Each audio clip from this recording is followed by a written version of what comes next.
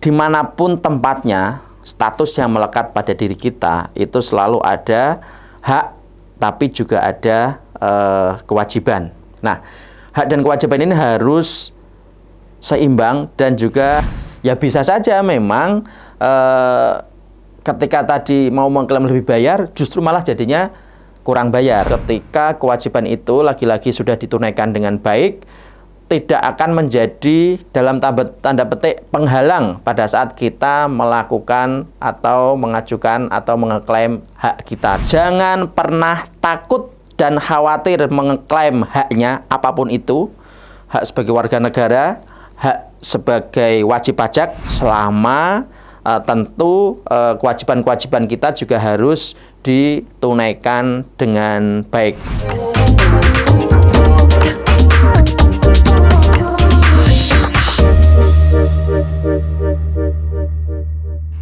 Assalamualaikum warahmatullahi wabarakatuh. Kita berjumpa lagi di Deskripsi Channel dalam program Arif Bijak, Arif Bicara Pajak. Dalam kesempatan kali ini kita akan sedikit mengulas terkait hak dan kewajiban wajib pajak. Dimanapun tempatnya, status yang melekat pada diri kita itu selalu ada hak, tapi juga ada kewajiban. Nah, hak dan kewajiban ini harus seimbang dan juga harus dilakukan dengan penuh tanggung jawab. Kalau kita bicara kewajiban wajib pajak, itu ada beberapa hal sebelum nanti kita bicara soal hak-haknya ya. Jadi wajib pajak itu mempunyai kewajiban untuk mendaftarkan diri untuk mendapatkan NPWP.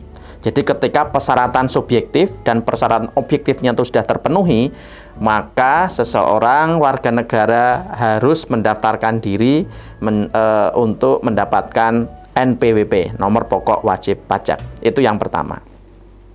Kemudian yang selanjutnya adalah ketika dia sudah menjadi wajib pajak, maka dia punya kewajiban untuk bagaimana melakukan kewajiban-kewajiban perpajakannya, seperti menghitung pajak yang terutang, menghitung kemudian pemotongan-pemotongan pajak, kemudian juga menyetorkan apabila dalam proses perhitungan tadi ada kurang bayar, dan juga menyetorkan dalam hal dia melakukan pemotongan atau pemungutan terhadap pihak lainnya. Itu juga diwajibkan untuk kemudian disetorkan kepada kas negara.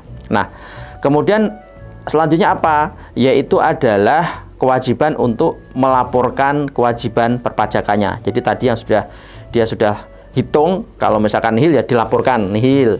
Kalau misalkan setelah dihitung ada kewajiban yang harus ada kewajiban pemotongan yang dia harus lakukan pemotongan, ya dia harus lakukan pemotongan kemudian disetorkan. Dan kemudian jikalau dalam perhitungannya tadi untuk kewajiban pajaknya sendiri ada yang harus dibayar, ya harus dilakukan kewajiban penyetoran kepada negara. Nah, itu harus dilaporkan, dituangkan dalam laporan SPT. SPT baik yang bersifat bulanan atau SPT yang bersifat tahunan. Dalam hal ini juga SPT tahunan. Nah, itu kewajiban-kewajibannya. Kemudian apa? Ketika dalam proses transaksinya omsetnya itu sudah mencapai 4,8, maka wajib pajak punya kewajiban untuk kemudian mendaftarkan diri menjadi PKP atau pengusaha kena pajak, dan kemudian kewajiban melekat selanjutnya adalah melakukan pemungutan PPN. Ini beberapa kewajiban-kewajiban yang harus dipenuhi oleh wajib pajak, dari mulai tadi mendaftarkan, kemudian dalam proses kewajiban-kewajiban perpajakannya, kalau harus memungut ketika bertransaksi harus memungut, ketika harus memotong penghasilan pihak lain atau orang lain juga harus dilakukan pemotongan, kalau harus ada pembayaran pajak juga dilakukan pembayaran, ya, itu harus dilakukan semua kewajiban-kewajiban tadi itu. Tadi kita bicara soal kewajiban. Nah, kemudian hak-hak wajib pajak itu apa saja? Ada beberapa hal. Yang pertama adalah hak untuk datanya dirahasiakan. Nah, Jadi haknya wajib pajak untuk datanya dirahasiakan. Kewajiban otoritas pajak adalah menjaga kerahasiaan data dari wajib pajak tersebut. Kemudian hak selanjutnya adalah melakukan pengangsuran atau penundaan pembayaran. Dalam hal ini ketika misalkan dia ada kewajiban perpajakan yang harus dibayar, tapi kemudian kondisi keuangan, kondisi cash flow, kondisi ekonominya sedang berantakan, sedang morat-marit, tapi di situ ada kewajiban pajak yang harus dibayar, maka dia punya hak untuk melakukan atau meminta agar membayar pajak dilakukan dengan pengangsuran atau menunda bahkan pembayaran pajaknya. Tentu tapi ini tidak kemudian menghilangkan sanksi yang timbul dalam hal terjadi keterlambatan membayar pajak. Kemudian juga adalah hak untuk menunda melaporkan SPT tahunan. Nah, misalkan jatuhnya jatuh temponya kalau badan 30 April, kemudian dia melakukan penundaan yaitu dengan mengisi formulir SPT tahunan Y itu untuk penundaan untuk pelaporan sementaranya. Kemudian hak untuk pengurangan PPh pasal 25 ini dalam hal misalkan omset di tahun ini jauh menurun dibandingkan dengan omset di tahun lalu, sehingga kewajiban perpajakan atau kewajiban untuk PPh 25-nya turun. Nah, sehingga ini menjadi haknya juga untuk melakukan permohonan pengurangan PPh pasal 25. Kemudian adalah hak-hak untuk misalkan mendapatkan pembebasan pajak. Kemudian hak untuk mendapatkan insentif perpajakan itu juga menjadi haknya, tentu dengan mekanisme-mekanisme aturan-aturan yang harus dilalui. Nah, kemudian hak untuk mendapatkan kelebihan pembayaran pajak. Jadi ini juga merupakan hak dari wajib pajak, dan kewajiban pemerintah adalah untuk memenuhi hak itu. Jikalau memang setelah dilakukan dalam tanda petik pengujian itu, tatkala kita mengeklaim hak kita, tapi kewajiban pajak kita ternyata belum ditunaikan.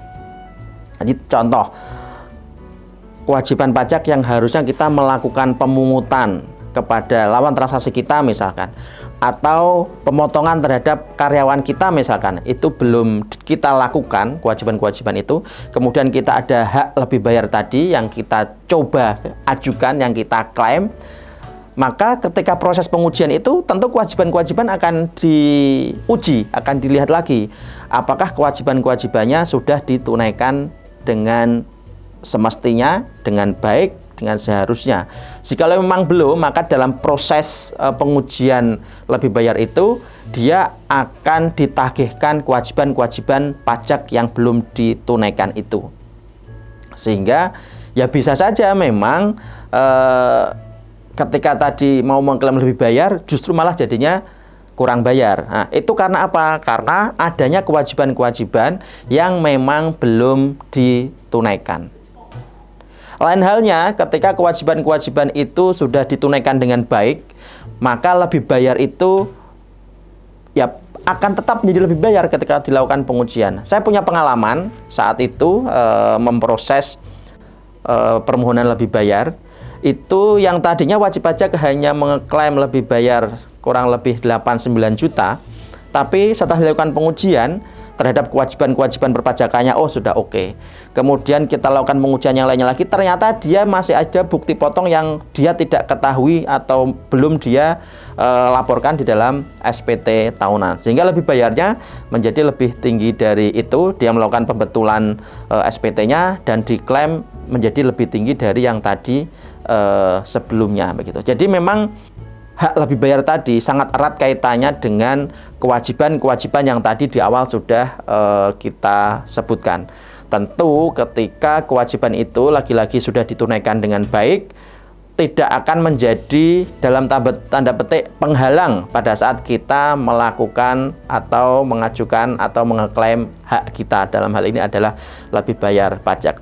Dan menurut saya itu menjadi sesuatu yang fair sebenarnya, dan mekanisme ini perlu juga menurut saya dikembangkan dalam skala yang lebih luas. Misalkan kita sebagai warga negara punya hak untuk mendapatkan pendidikan misalkan, dan pendidikan gratis kalau boleh dibilang saat ini. Nah, tapi ternyata kewajibannya sebagai warga negara, misalkan kewajiban untuk membayar pajaknya atau melapor pajaknya, minimal melapor pajaknya lah, belum ditunaikan, harusnya itu menjadi dalam tanda petik dipersoalkan ketika dia dalam proses menerima hak-haknya itu. Nah, tentu ini diperlukan penyatuan data ya antar instansi, sehingga hak yang diklaim pada satu instansi juga bisa diuji kemudian bahwa kewajiban dia terhadap negara yang itu secara administrasi melalui instansi yang lain itu bisa ketahuan juga. Nah, ini sebenarnya mekanisme yang fair dan wajar menurut pandangan kita. Dan tentu tadi kita mendorong agar skala ini menjadi diperluas juga. Nah, ada satu catatan yang memang secara psikologis ini menjadi penghambat dari soal proses pemberian klaim terhadap hak lebih bayar pajak tadi, yaitu soal capaian kinerja prestasi dari Fiskus itu sendiri. Jadi jikalau masih berlaku yang namanya bahwa ketika ada lebih bayar itu mengurangi capaian dari petugas pajak, dalam ini mengurangi KPI-nya, tentu secara psikologis itu si Fiskus akan dalam tanda petik mencoba untuk menghalangi, mencoba untuk tidak memberikan hak tersebut gitu. Jadi ini juga harus diperbaiki menurut saya kaitan dengan soal pemberian penilaian KPI terhadap pegawai pajak terhadap Fiskus kaitan dengan proses klaim hak wajib pajak berupa kelebihan pembayaran pajak. Jadi saya kira itu yang bisa kami sampaikan. Mudah-mudahan ini bisa menjadi tambahan insight bagi para sahabat Ari Bijak sekalian, bahwa jangan pernah takut dan khawatir mengklaim haknya apapun itu, hak sebagai warga negara, hak sebagai wajib pajak, terutama dalam ini karena kita bicara soal tadi lebih bayar pajak tadi, jangan pernah takut selama tentu kewajiban-kewajiban kita juga harus ditunaikan dengan baik.